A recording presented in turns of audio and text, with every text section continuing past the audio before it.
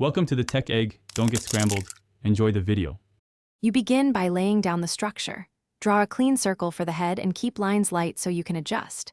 Then add a subtle horizontal and vertical guide to align facial features. This prevents a lopsided face later. Place 2 small ovals near the top of the circle for the ears, slightly angled outward.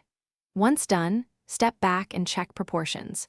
The head circle sets the panda's scale, and those guides make every subsequent feature sit correctly.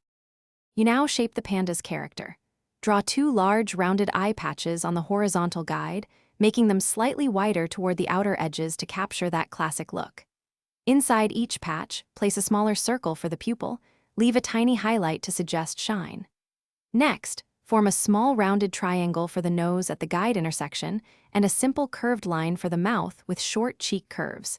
This keeps the face friendly and readable from a distance. You finish by cleaning and defining. Erase the construction guides, then confidently thicken the outer headline, ear rims, and the eye patch borders to create contrast. Shade the eye patches and pupils with a soft, even tone and darken the nose. Keep transitions gentle to avoid harsh edges.